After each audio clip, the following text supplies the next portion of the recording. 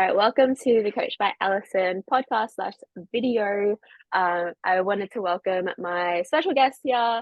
We've got Liam, and I wanted to give you a bit of an intro on how I met him. So I actually went to the gym that he was training at, and then that's kind of how we got acquainted. But I wanted to give the floor to him and then get him to introduce himself. So take it away, Liam. Introduce yourself. Yeah, right. So pretty much how I got into the whole thing with what I'm doing was so kind of like everyone's starting story, they go to the gym to kind of look good. So then once I went to the gym, I was like, this is all bodybuilding, everything like that. I was always very competitive by nature as a kid, growing up in high levels of sport, soccer in particular, and just dealing with like just that winning mentality all the time. So that's just what I was used to. So then once I stopped playing soccer, then got into bodybuilding, I still had that itch to compete and verse people, just because I'm too competitive not to. So then got into all of that. I did about 4 shows. Yeah, 4 shows I did. Cool. And then from there, so like fast forward 4 years, kind of got over the whole bodybuilding scene and like trying to look good all the time and look like this or look like that or jump onto stage. And it wasn't until I actually got injured is when I kind of stopped the whole bodybuilding persona. And then I got into more so the strength game, powerlifting game, body movement game. And then that's how I just kind of got into the line of niche that I'm currently doing. So obviously when I first became a personal trainer, it was all about, training the younger guys to try and look like a bodybuilder, or training the younger girls to get like the glutes and the legs that they wanted. But that can only take you so far sometimes that I found. But when it came to strength, there's some sort of improvement that you can do, whether it's to move better, to just become stronger in general, rehabilitation. And strength comes with a good looking body too, unless if you go to the complete other spectrum where like strongman is, where you just like an absolute animal. But even in saying that, that is considered as like peak performance really. So that's kind of like how I got into the whole strength game.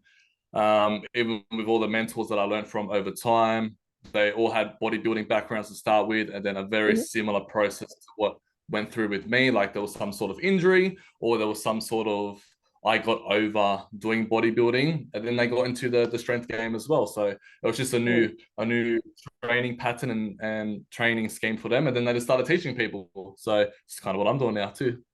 That's pretty cool. So there's a lot obviously that happened there. Let's kind of go back a little bit on the actual years, if you even remember how long ago it was. So you were doing sport growing up. So how long ago did you stop doing like actual, I guess, team sport? You know how long ago that was? Yeah, so I stopped. So my first bodybuilding comp was when I was 19 or 20. Okay. So I stopped playing soccer at 18. Okay. Yeah. And then so So growing right up, after high school. pretty much it was like I finished high school and did one more year of soccer after that. And then pretty much when I got into like the workforce, that was kind of when I turned to the whole bodybuilding game. Okay. And you did that for 4 years straight, or was it like 4 shows within a few years or? Oh yeah. So it was 4 shows within 2 years. Okay. And I did bodybuilding for like 6 years, but it was only I did it like properly for 4 years and then Okay. competitively for 2 years. So yeah, it's just Okay. like trying to obviously like build up the physique. Yeah. Yeah, because So I knew leaving soccer, I was not ready for stage. I okay, needed to yeah. put on slabs of muscle. Okay. So yeah. Oh, that's good. So you had like a prep in mind. Did you go with a coach, or were you like, okay, I'm gonna try to do this on my own for a bit, and then you went with a coach? Like, how was that? How'd that turn out? Yeah, so how it started was kind of like everyone. I saw like an online trainer that looked shredded. He had muscle. He had done a competition before. So then I jumped on the online side. That Okay. lasted about 6 weeks just because there was very minimal interaction. And I kind of didn't Yeah. know where I was going with it or what I was doing. Yeah. I knew how to train gym. That wasn't the issue. It was just like, how should I be looking X amount of weeks out or X amount of months out, or when should I do things like refeeds or so-called cheat meal, or when should I taper back, when should I go even harder, how much cardio should I be doing, whatever it might be. So Yeah. then seeked out my bodybuilding coach at the time, who I did all my 4 comps with. Okay. And then he pretty much just showed, he taught me everything. He took me under his wing. I didn't have Yeah. to think about anything. It was just meal prep my food, do my cardio, do my training, and checked in with him once a week with posing all the way up until competition day. And then, yeah, Wow, that's happy pretty days. cool. So you then mentioned that you had an injury. What injury did you have, and how did Yes. it affect you? Yeah. So it's quite funny. Like, so when I played soccer, I injured my wrist, and being a goalkeeper, you kind of need your wrist to perform. Yeah. So injured my wrist. I was out for about 6 months. So then, with what happens in sport is, if you're out for a significant amount of time, you kind of lose your spot because someone has to come in to fill up that spot. And Yeah. if so happen they are performing really well, it's not just like, oh, you're back, you're ready, you're just gonna slot back in, because it's so competitive. You have to fight for your spot again. So with the injury, trying to fight for my spot again, losing a spot in the team, I had to drop down some levels just to get back into a team, because at the level I was at, everything's already taken, everything's already covered. They're not looking Yeah. for anyone. So then, yeah, that kind of like ended the soccer. And then with the bodybuilding, before I knew how to lift correctly, heavy weights, Mhm. there was one session that I was doing, I felt just like a little bit of a twinge in the upper glute area on the right side, like lower back, upper glute area. I Yeah. didn't think too much of it. And then going on. It was just the pain that I managed over time. Like even like during my training for the bodybuilding shows, I always felt it. It was, if I held a pose for too long, if I did an exercise for too long, there was Right. just this really weird feeling that, again, I didn't think too much about it, but it was just always there. And then it wasn't until about 6 months after my last competition, I was doing hip thrusts, and I thought I'd just go really heavy on the hip thrust, and then Yeah. one of the reps, I just felt something just go. And then Yeah. from there, I was like, okay, nah, that's like, there's a difference between pain and something's not right. Yeah. For um, sure. and then moving on from that, I then seeked out like the whole, like my strength mentors and everything like that. And then once they taught me proper movement with certain spectrum of heavy weights, and how to just how to move a barbell properly, really, when I was like getting introduced to it all, Yeah. that was kind of when I was like, you know what, I don't really need to do bodybuilding anymore. I'm now finding a new love for this whole strength game. Mm, that's so cool.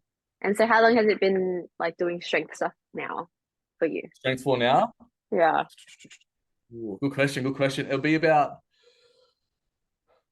3 years proper strength, Okay. proper strength. Like, so, learning the art of it, teaching the art of it, just making it like your thing. So when people are like, oh, Liam, yeah, he's about strength. It's not so much anymore Liam the bodybuilder. Yeah. Okay. That's pretty So cool. yeah, so it's about 3 years, but in that 3 years, it's a it's a hounding in process. It's Yeah. very particular, and how fine tuned everything has to be is very like that's what made me love it so much. Yeah. Wow. That's so cool. Well, thank you for sharing your experience so far. My next question was, uh, have you always thought you were going to be like a coach? Like, did you think you were always going to do what you're doing now? It's a it's a weird. So I'll tell you a story of what got me into the fitness industry. Okay, what got you Um, into it? like so growing up, I like I said, I was always very competitive. Even if it was like something at school, like I had to win. in the gym. I always have to do progress. In life, I just always like to achieve more. And when I was in year 8 and year 9, I was just kind of do like the normal thing of go out, be a tradie. So I had my mind like Yeah. set on being a landscaper. Okay, I was going to be a landscaper. And Nice. in year 10, in year 10, I think I was 15, 16 or something.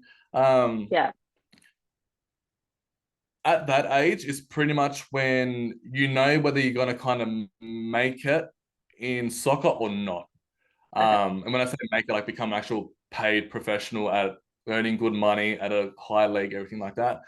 And when you kind of see the gist of things going the way you want it to go, or it doesn't go that way, and every day is different. So you kind of like think in your mind, okay, if soccer doesn't work out, what am I gonna do? And literally one morning, I just woke up and I just, it's, as weird as it sounds, I heard this voice in my head and it said the fitness industry.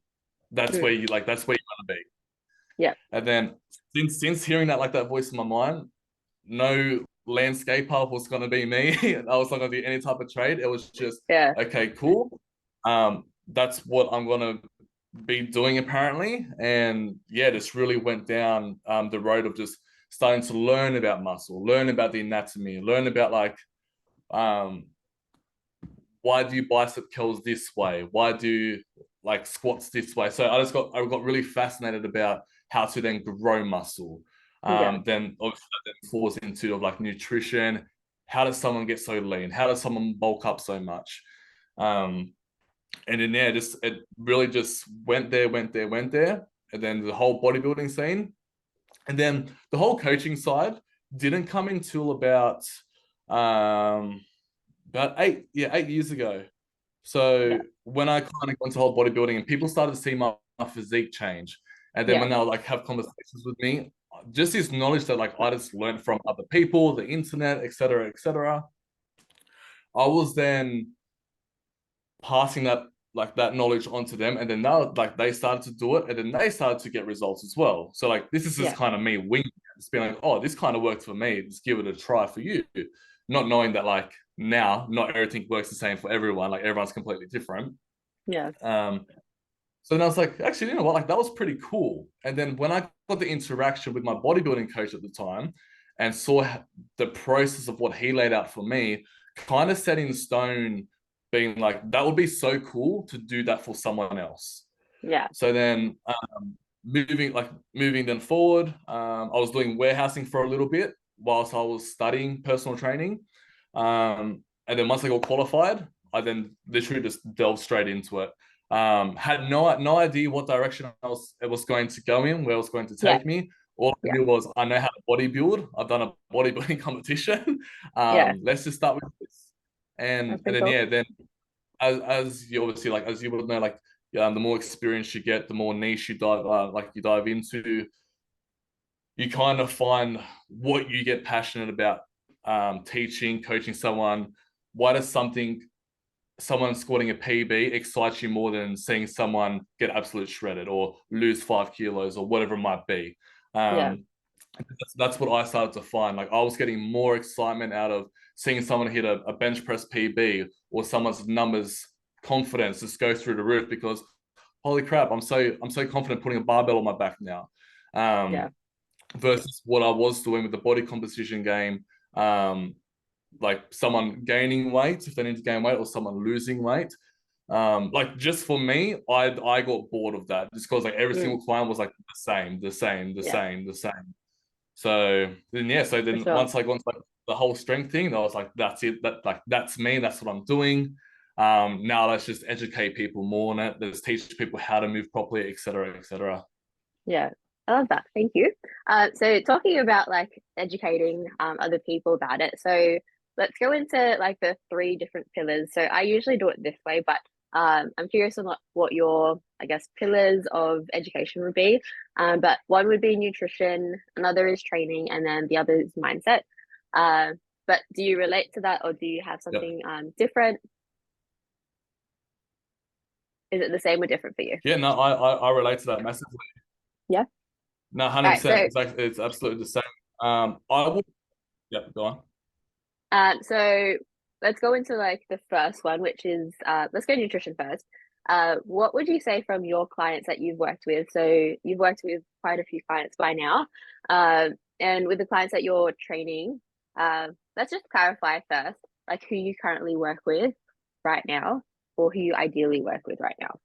And then we'll go into like their struggles. So could you answer that in like one or two sentences? Yep. So who I work with now are people that want to take what they're doing to another level, but are pretty okay with how their body image is already looking. And then we can just fine tune it, whether they want to look a little bit leaner or they want to look a little bit more thick. So Perfect. however that works with the performance is how we'll take it. Yeah, love it. So we'll start with the nutrition aspect first. So what do you find your clients struggle with in the nutrition aspect of it? So like the top one thing, and then how you resolve Top top one thing that I that I find with my clientele is just not planning like what they're gonna have for the week or for the day, for example. So it might be like they might be the best eaters in the world, but if they fail to like meal prep, for example, if they go past the bakery or they go past the cafe or whatever, and it's like, oh look, there's a bit of banana bread there or whatever, and they just it? have that when they know they shouldn't be doing that, even though there's nothing wrong with banana bread. They just shouldn't be doing it because ideally they know what they should have been doing. But it's more so just holding themselves accountable for that meal prep. That was what I always found let my clientele down. It'll be the question Mm, of, well, did you meal prep?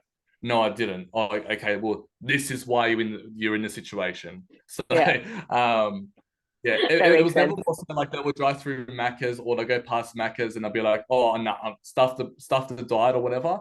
I'm having Yeah, Macca's tonight. yeah, I feel that. With that, would you say like, can you expand on what meal prep actually is for, or like how you see meal prep and teach your clients meal prep? Yeah, yeah. So depending on how beginner to how advanced they are, because sometimes I'll have clientele that have they don't even know like what an apple is for example. They see a red apple and they go, okay, cool, sweet man. Red apple, I'm healthy. Versus other people that might have tracked their food before in the past or they've followed some sort of meal plan. So then they kind of have an idea of what meals look like, food consistency throughout the day. So if I get an absolute beginner, I'll never throw them in the deep end and be like, these are your calories, these are your macros. Um, Good luck. If you get stuck, just let me know. It's okay, cool. What are you currently eating right now? We're gonna stick with that for about 2 weeks to 4 weeks. Okay, all I want you to do is just get used to tracking what you're consuming. Okay. And then over like with the beginner, we then move into okay, sweet. Now that you're confident with tracking what you're currently eating, let's start to clean things up a little bit. How can we make your breakfast better? How can we make your lunch better? How can we make your dinner better? Whatever it might be. Are you a snacker? No? Yes? Cool. Let's eliminate it or let's throw in some snacks if we need. And then once they then understand how to clean up their eating, so just eat better in general, better choices, we then start to dive into things like not so much meal timing, but why you would choose a certain breakfast versus another breakfast. Yeah, So like just the quality of food, what macronutrients will be more beneficial before or after training, or what type of day they're having. If they're having a lazy day, what does their nutrition look like? If they're having a very busy day, what does their nutrition look like? And then with the whole meal prep in general, like I just keep everything quite flexible for my clientele as well. It's like eat what you want. I don't really care what you want, but don't go smack 4 pizzas or whatever if like that's just not going to fit in your macros, for yeah, example. for sure. So Yeah, yeah, that's so good. Okay, so let's go into the training aspect of it. And I know that you're very passionate about this. So, uh, the top one thing you find your clients struggle with training, and then how you resolve it in your coaching process. The one thing that I find Yes, I'm sorry, that it's one thing. um, I would say it kind of okay, because I'll leave the next one for the mindset. So the one thing that I find that people lack with the training is just the amount of myths that they come to me with because they've seen it from Instagram, TikTok, whatever it might be. Yeah, So they're in such belief about certain type of training styles, yeah, certain ways to do things, or like real fancy exercises at the gym that actually don't do anything for for you, yeah. and then how basic training can actually be and get great results with. Mhm. Wow, Yeah, that's so that's pretty simple. much like That's that. good. That's pretty much it. Yeah. Yeah, I do agree with that. I work with a lot of women, and I do find like I come in with like the hit mentality that that's what's going to get you results. Well, it's actually very basic what gets you results, right? Um, and so can you give like an example from your clientele, like something that's common that comes up with male and then female, or maybe it's the same, I don't know. Yeah, for sure. In terms of this, I can actually I can do all three. So with the same, it would be they would come in and they look at like barbells as they're not the answer. I'm not saying barbell is the only answer, but how much a barbell can actually be so beneficial for what they're actually trying to achieve in the gym. Okay. For a female, when they thrust at the top of a squat, like that's a big major one. Or they think they excessively try and squat to try and grow their glutes and all that stuff, and Yeah. then debunking of like how the glute actually works when you are squatting and all that stuff.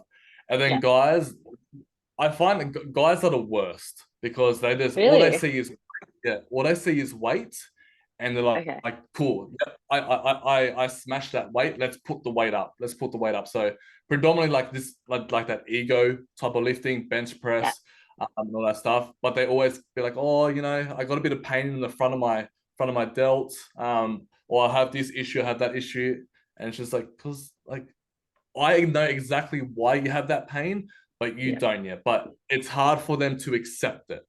Yeah. Versus what I find with my female clientele, they're willing to learn. They want to learn, and Mm. they're so open to be like, oh wow, like it's they're amazed when you actually teach them or you debunk or something. Yeah. Versus like a male, for example. Okay. Wow. I did not know that about nails, but that's good to know. So is that tie in with the mindset stuff, or would you say there's another concept that you have with mindset?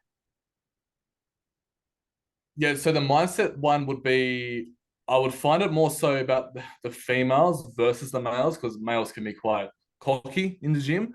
Okay. But just the mental belief in someone, like someone like a female that I find um more in particular would be like they're just scared to use weights in general. One, because I think that's going to make them bulky, which it isn't going to make them bulky, but just the belief in like picking up a barbell or squatting a barbell or just dumbbell work, just move upper body workouts, lower body workouts, and just instilling belief in them, being like it's okay to do this, you can do this, Yeah. you are safe to do this. Don't be so intimidated just because it's a 20 kilo barbell. And then once they get used to the barbell, um, things then start to elevate a little bit, and they get the confidence. They then start to believe in themselves. Oh wow, like I just squatted 20 kilos. Next week's gonna be 25 kilos, for example. Um, with the guys, if you get fairly confident guys already, they're kind of easy to just be like, okay, cool, sweet. How did that weight feel? It felt good. Great. Let's move on. Or guys that are might be more self conscious about the way that they look because they haven't been in the gym before, and they're like, oh, like I'm a guy. I should be lifting heavy or whatever it might be, and then just getting that out of their mind to then just put into their mind. No one gives a shit what you're doing in the gym. Just Yeah. focus on yourself. Yeah, for So sure. then as time goes on, you just see their confidence grow. But Yeah, that's just them getting their own like bullshit out of their head. yeah. Wow, that's so cool. Uh, my last question is actually about because you train both male and female, and I only train women, and yeah, I just find it interesting, like the differences between the two, and when you're coaching them, like what have you found is very different, and then what is the same when coaching men and women? Yeah. So with what is with what is the same, I would say is they both I take the approach with I train my males the same as my females, Yeah, and the reason why I do that is because there's you probably notice yourself, but there's a stigma being like just females are a weaker version of a male, and I kind of look at that and I'm like, yes and no, but like when you start to compare the ratio, some females are actually stronger than males. So when it comes to movements and all that stuff, it's I might have females that are actually squatting over 100 kilos, but I don't have any males that are even squatting over 60 kilos yet. yeah, So what I find with the females is they will just keep going. Their scale is more linear than a guy. okay, Um, and like what I mean by that is they will go through like obviously like with their menstrual cycle and all that stuff. Like that's how I kind of play hand in hand with like their programming and how they're moving, whether they're on their cycle or they're not on their cycle. When it's time of the month, it's not time of the month. Um, if you're moving well in a session, beautiful. I don't really care where you are in your cycle. But if you're not moving well, then it's like, okay, we're not going to even push it, whether you're on your cycle or you're not on your cycle or yeah, time of the month, whatever. But when it comes to a male, it's like it's either you can lift it or you can't lift it. No mm, matter how good your technique is, no matter how bad your technique is, I would want someone to fail a rep just due to fatigue, not technical breakdown. Um, then with like the females as well, um, I just find things with females just run so much more smoothly because once you get to obviously like know clientele on more of a personal level, you get to know about their life, you get to know what makes them tick, what how to push their buttons, when to say, what to say, how to say it, the correct cues for one person to another, what relates to that person. That's what I thought like that's the most important thing that I find in both male and females. Like finding that point where it's like you can you just know their language. You know what they respond to. You know yeah, if they walk through like the door of the gym, it's like okay, they normally look up and say hello, but today they're looking down at the ground. There's something up, yeah. and then getting on that level with them, and then yeah, that's how I find majority of my progress really goes well with clientele. Mm. Love that answer. Thank you. Thank you for sharing that. I just find it so fascinating how like men and women can be the 100%, same, 100%. but also like very different. So Yeah. yeah, there's a lot there. All right. So the last thing is where can people find you and what services you actually offer? Because you do both in person and online, from my understanding. But you can share that with the audience. So your socials Cool. and yeah, Yeah, awesome. So we run our services out of Anytime Fitness at Minchinbury, Rouse Hill North, and now Kings Park as well.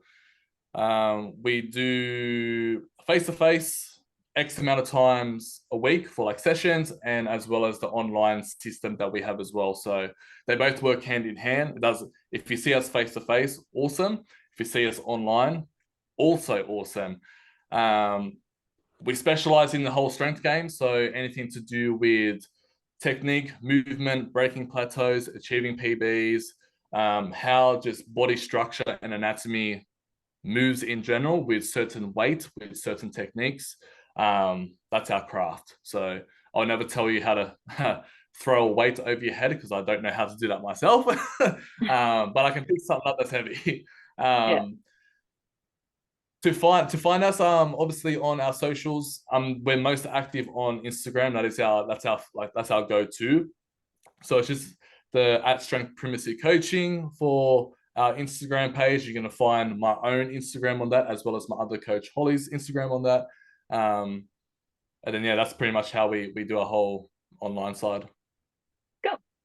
Thank you so much, Liam. Thank you for everyone that was listening or watching this whole thing, and hopefully you found something valuable out of it. If you found something valuable, make sure you comment on what that was, and we'd love to hear it. And make sure you either subscribe or you go follow Liam, Holly as well, and their main page on Instagram mainly. So yeah, thank you, Liam, and thank you for the audience for listening and watching. Bye. No problem. Yeah. All right.